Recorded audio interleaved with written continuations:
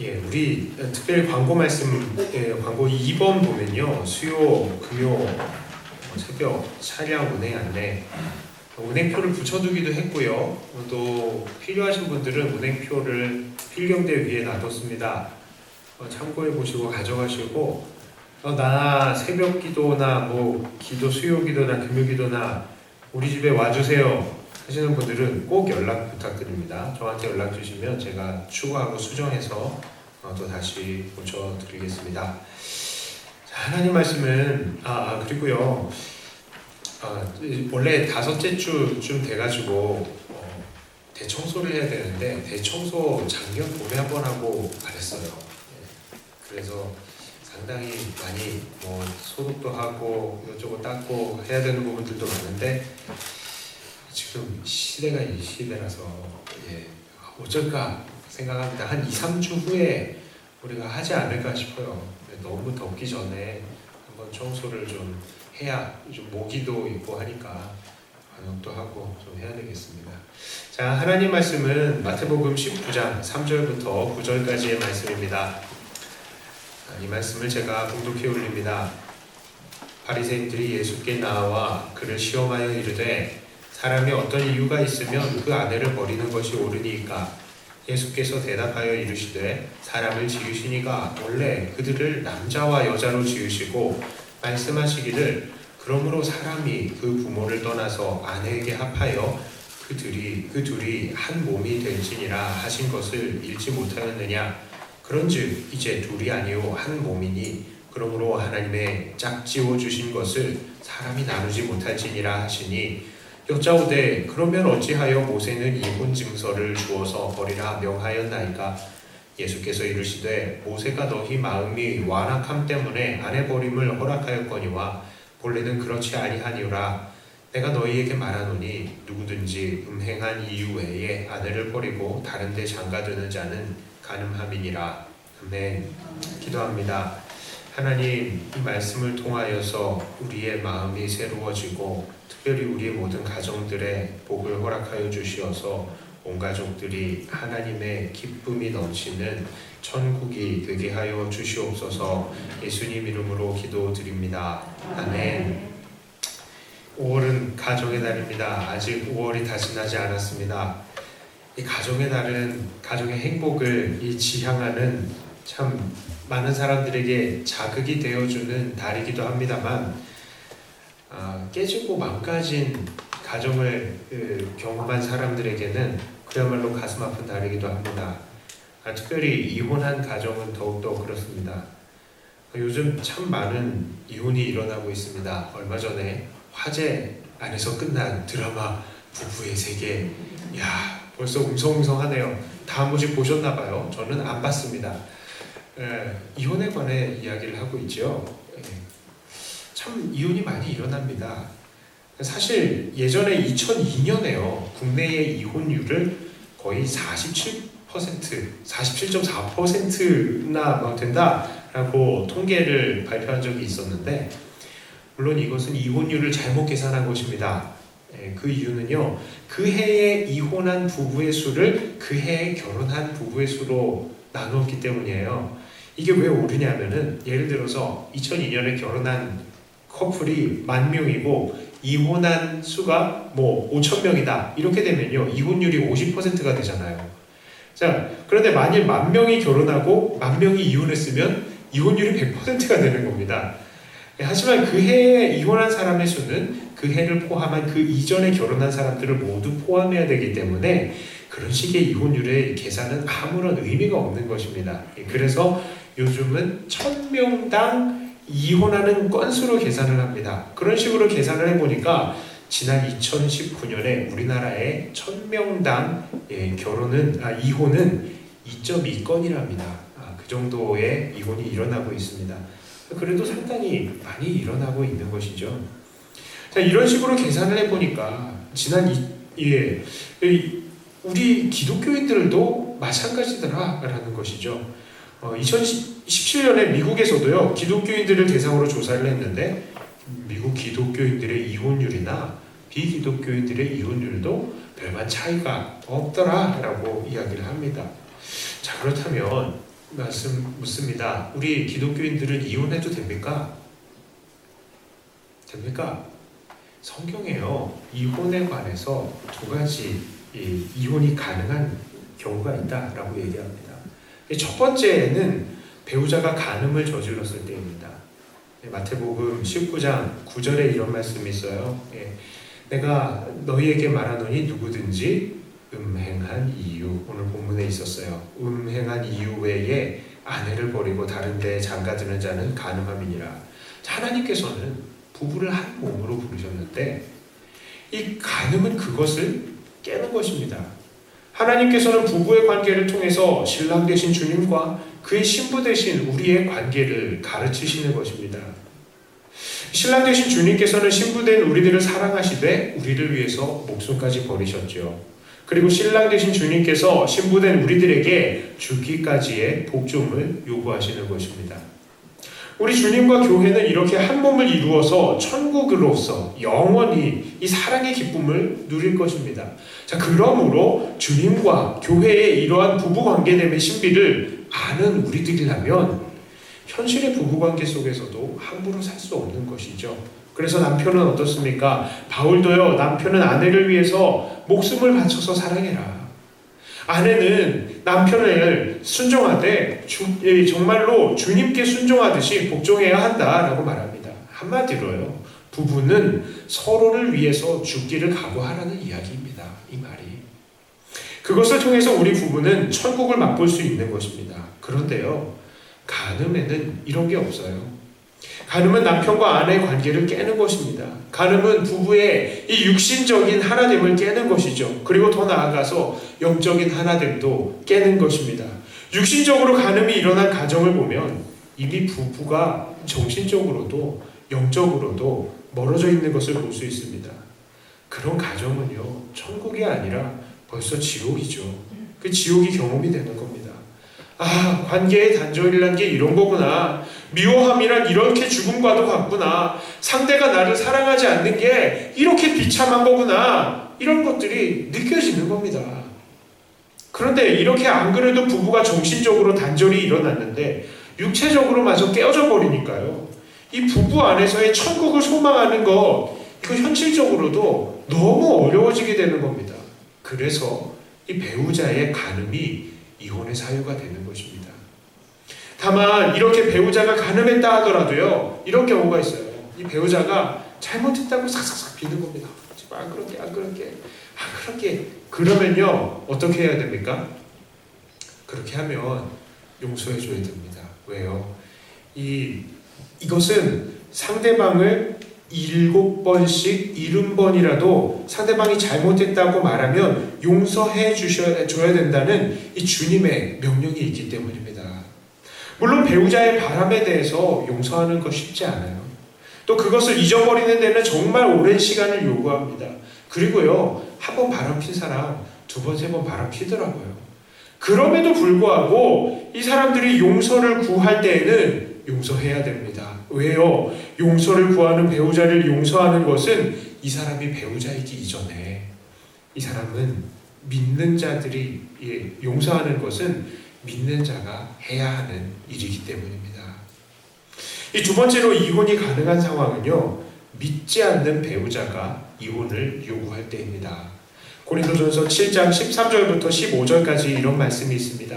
어떤 여자에게 믿지 아니하는 남편이 있어 아내와 함께 살기를 좋아하거든 그 남편을 버리지 말라. 믿지 아니하는 남편이 아내로 말미암아 거룩하게 되고 믿지 아니하는 아내가 남편으로 말미암아 거룩하게 되나니 그렇지 아니하면 너희 자녀도 깨끗하지 못하니라. 그러나 이제 거룩하니라. 혹 믿지 아니하는 자가 갈리거든 갈리게 하라.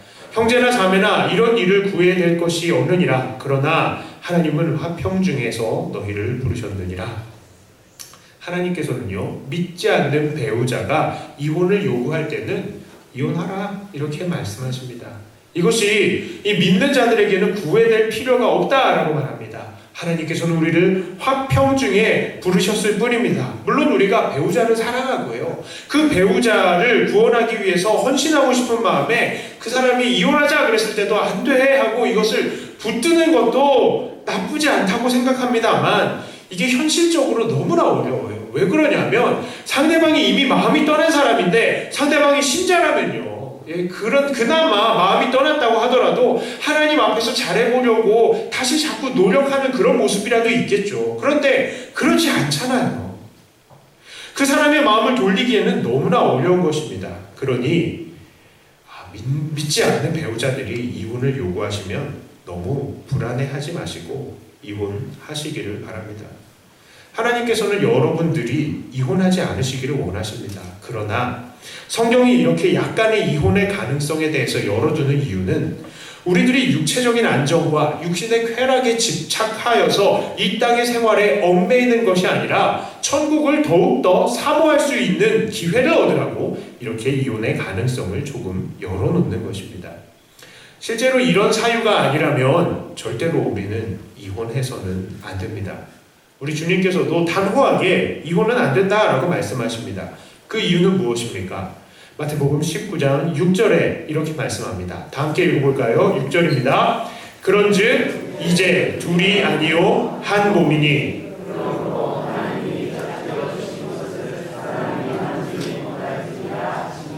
첫째는요, 부부가 이제는 둘이 아니라 한 몸이 되었기 때문이랍니다. 한 몸은 나누어지지 않습니다.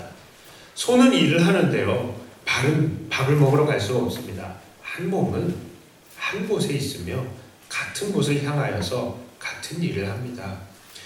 부디 온전한 한 몸을 이루시는 우리 모든 각 가정의 부부들이 되시기를 축복합니다. 두 번째로요, 하나님이 짝지어 주신 것은 사람이 나누지 못하기 때문입니다. 부부의 결혼은 두 사람이 바로 하나님께서 짝을 지어 주신다는 것을 하나님 앞에서 고백하고 사람들 앞에서 공포하는 것입니다. 그런데 그렇게 하나님께서 짝지어 주신 그 부부가 서로 이혼한다는 건요, 하나님의 짝지어 주심을 부정하는 것이 되는 것입니다. 이 로미오와 줄리엣 같이 집안들이 반대를 해가지고 우리 부부 둘의 사랑은 이 사람이 나누는 거다 이렇게 생각하는 거, 이것만 사람이 나누는 게 아니라고요. 이혼도 바로 하나님이 짝지어 주신 것을 사람이 나누는 경우가 된다는 것입니다. 하지만 이혼을 앞둔 사람들한테는 이런 말이 무슨 소용이 있을까요? 이혼을 생각하고 있는 사람들은요, 이런 말이 당시에는 전혀 귀에 들어오지 않아요. 이혼하고 싶은 생각이 들 때는 정말 이런 것들이 잘 생각이 나지 않습니다. 그냥 야, 너 죽고 다 죽자 하고 그냥 그런 거예요.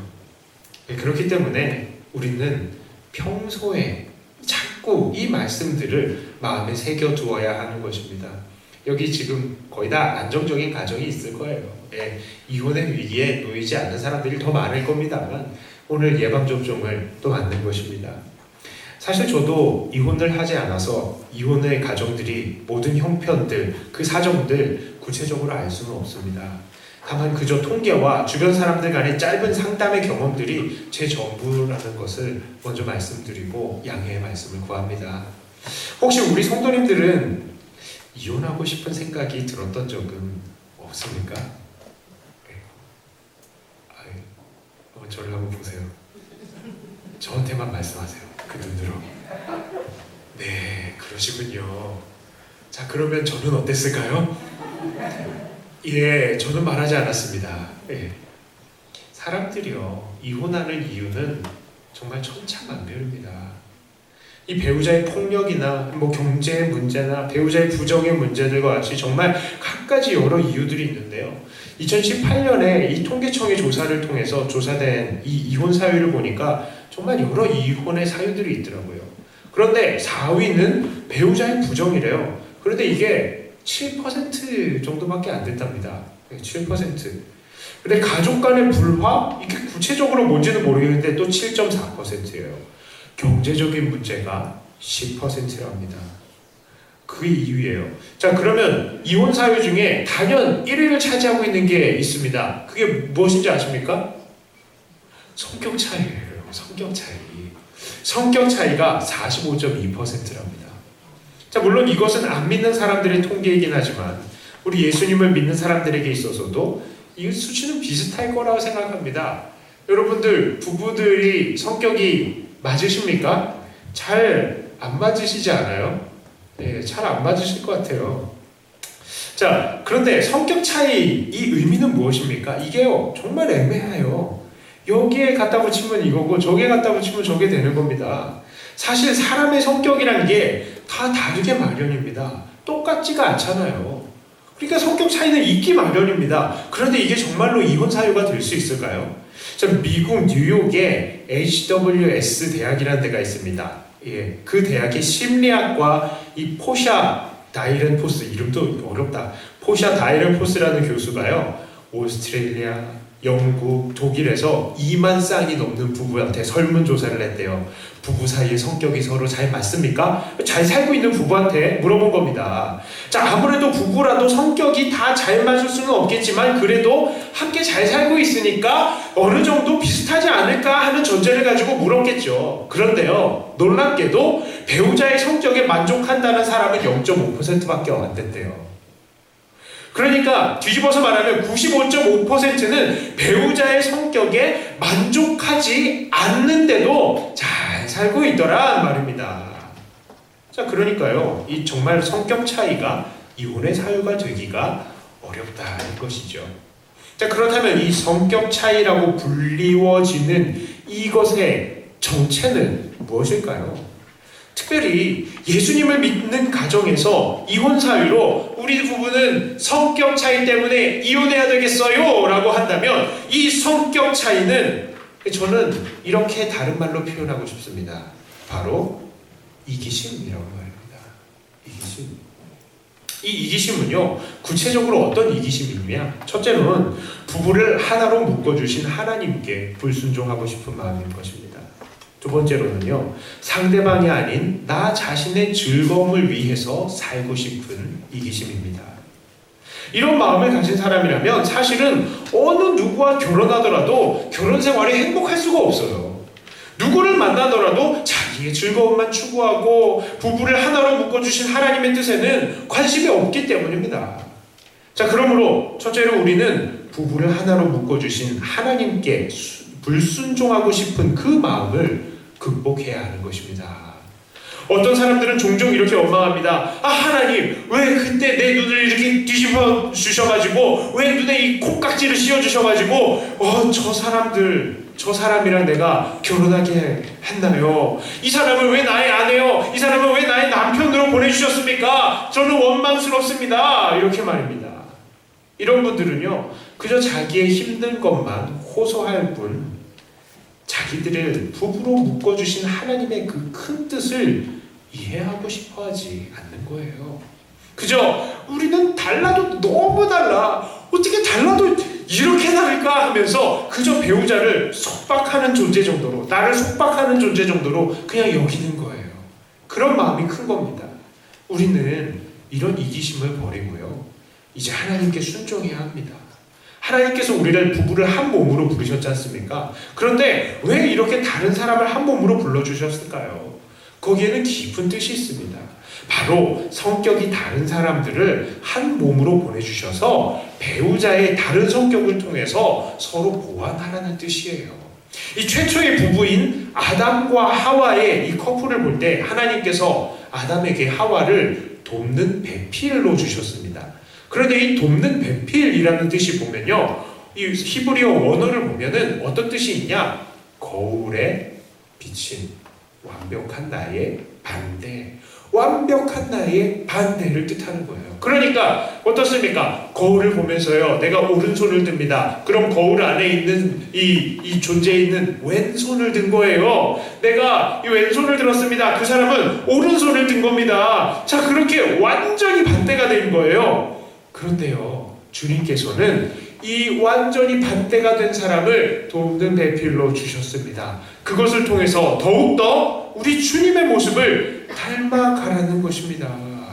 우리 주님께서는 어떤 성품이에요? 우리 주님께서는 다혈질이실까요? 우울질이실까요? 할 수 없습니다. 우리 주님께서는 모든 사람들의 그 성품의 완벽함을 다 가지고 계신 분이에요. 그러니까 우리가 서로 부부가 돕는 겁니다. 서로 닮아가는 겁니다. 그것을 통해서 우리 주님을 닮아가는 거예요. 어떤 아내들은 우리 남편은 왜 이렇게 천하태평이고 만사에 부지런하지 못해? 이렇게 불평하고 불평하기도 합니다. 또 어떤 남편들은 우리 마누라 왜 이렇게 매사에 나를 딸딸 볶고 귀찮게 하는지 몰라요. 내가 편한 꼴을 못 봐요. 이렇게 불평하기도 합니다. 그런데요, 그런 서로가 좀 배우고 나를 보완해 가기를 원하시는 하나님의 계획 때문에 그 사람을 보내주셨다라고 우리는 그걸 인정해야 되는 것입니다.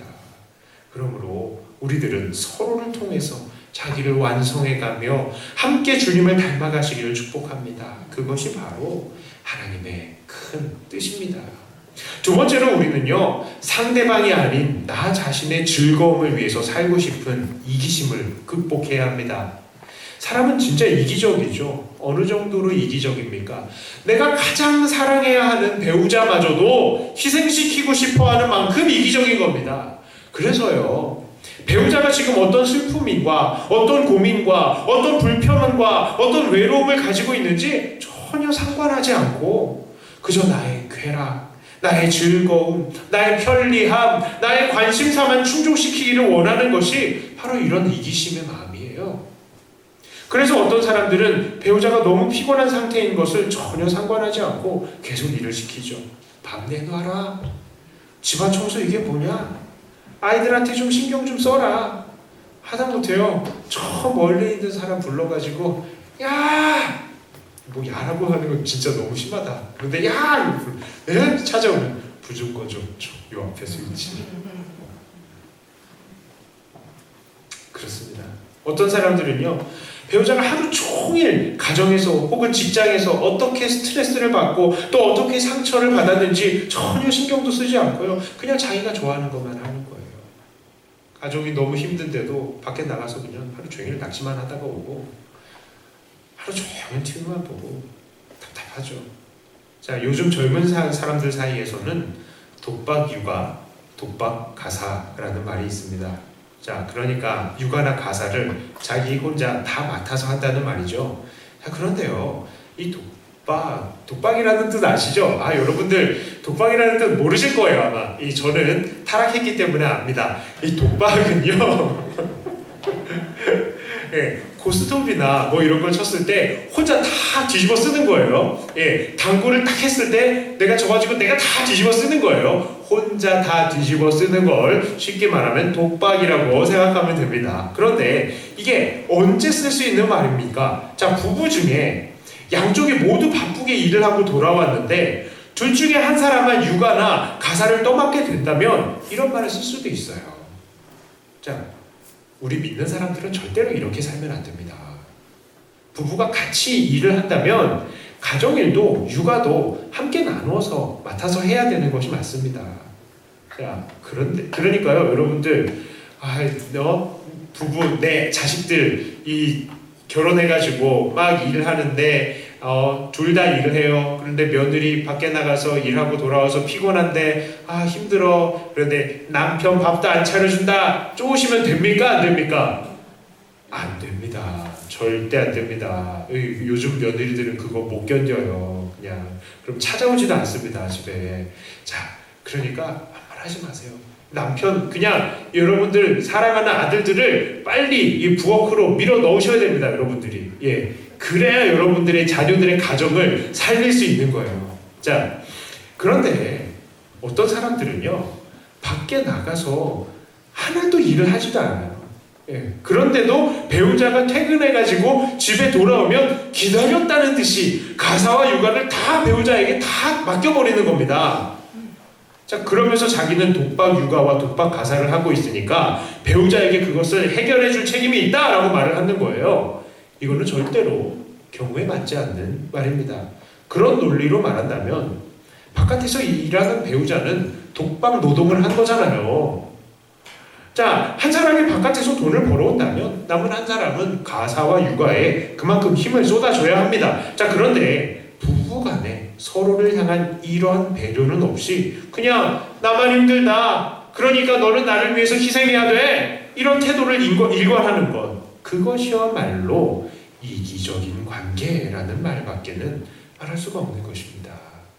성경은 무엇이라고 말합니까? 고린도전서 7장 3절과 4절에 이렇게 말씀합니다. 한번 같이 읽어보겠습니다. 남편은 그 아내에 대한 의무를 다하고 아내는 자기 몸을 주장하지 못하고 오직 그 남편이 하며 남편도 그와 같이 자기 몸을 주장하지 못하고 오직 그 아내가 하나니. 아멘. 자, 이것은요 부부의 성에 관한 문제예요. 그런데 남편은 아내에 대해서도 의무를 다하고 아내도 남편에 대해서 의무를 다하되 각자 자기 몸을 자기가 주장하지 말고 자기를 상대방에게 내어주라라는 것입니다. 이것은 물론 부부의 성에 관한 구절이지만 사실 이 구절은 부부 생활의 모든 분야에 적용이 가능한 원리인 거예요. 각자 자기의 생각만 하지 말고 배우자를 먼저 생각해 주라는 것입니다. 상대방의 육체적인, 감정적인, 영적인 목마름을 채워주고 그들이 새롭게 힘을 낼 수 있도록 도와야 하는 것입니다. 우리는 나 자신을 상대방에게 복종시키고 싶은, 상대방을 나에게 복종시키고 싶은 그런 이기심을 극복해야 되는 것입니다. 자, 여러분들 가정은 다 잘들 살고 계시는데 이렇게 말씀을 드리니까 어떤 분들은 별로 가슴에 와닿지 않을 거예요. 하지만 부부에게 위기는 언제는 또 올 수도 있기 때문에 저는 또 예방주사를 놓습니다. 저는요 모든 성도님들의 가정이 그리고 자녀 그리고 손주들의 가정이 모두 행복하게 결혼 생활을 이어나가기를 원합니다. 각 가정마다 매일 천국을 경험하는 가정이 되기를 축복합니다. 자, 그러나 이혼의 위기가 찾아옴을 느낄 때에는 오늘 말씀을 생각하셔야 돼요. 우리는 이기심을 버려야 합니다. 이 이기심이란 바로 우리를 예수님을 닮아가게 하시려고 우리에게 그 배우자를 허락하신 그 하나님의 그 뜻에 불순종하고 싶은 이기심, 그리고 두 번째 상대방을 나에게 복종시키고 싶은 이기심, 이 두 가지 이기심이에요. 우리는 이것을 이겨야 됩니다. 정말 우리가 이 이기심을 내려놓지 않으면요 이런 이기심들은 곧 성격 차이라는 이름표를 딱 내걸고 온 가정에 파탄을 일으킬 것입니다. 그리고 혹시 당사자나 가족 가운데에 이혼을 경험하신 분, 이미 이혼을 경험하신 분들도 계시죠? 괜찮습니다. 괜찮아요. 아무로 여러분들과 여러분들의 가정을 정죄하지 않습니다. 그런 가정들도 이렇게 하나님 앞에 순종하고 서로를 위해 수고하는 기쁨의 가정생활 어서 다시 회복하기를 또 축복합니다. 모쪼록 우리 안에 이기심들은 다 버리고 오직 하나님 사랑, 이웃 사랑에 더욱더 충성하시며 오늘도 날마다 천국을 경험하는 가정, 그리고 천국을 경험하는 사랑하는 우리 백동교회 성도님들의 모든 가정들이 되시기를 주님의 이름으로 축복합니다. 기도합니다. 하나님 아버지, 하나님께서 우리의 각 가정들에게 은혜를 내려주시고 부부간에 천국을 경험하는 가정들이 되게 해주시옵소서. 우리의 이런 본을 통하여서 또한 우리 자녀들이 그것을 본받을 수 있게 해주시고 하나님 우리 자녀들, 아들, 딸 그리고 손주들이 또 일으키는 그 가정들마다 하나님 믿음의 가정이 되게 하여 주시고 천국을 경험하는 가정이 되게 하여 주시어서 이 가정적인 문제로 아무도 고민하지 않고 날마다 감사와 찬송이 끊이지 않는 모든 가정들 되게 해 주시옵소서. 그래서 대가 흘러가면 흘러갈수록 그 천국은 더욱더 무르익으며 주님의 그 나타나심이 더욱더 강력하고 충만하게 이 각 가정마다 임하게 하여 주시옵소서. 감사드리며 우리 주 예수님 이름으로 간절히 기도드리옵나이다. 아멘.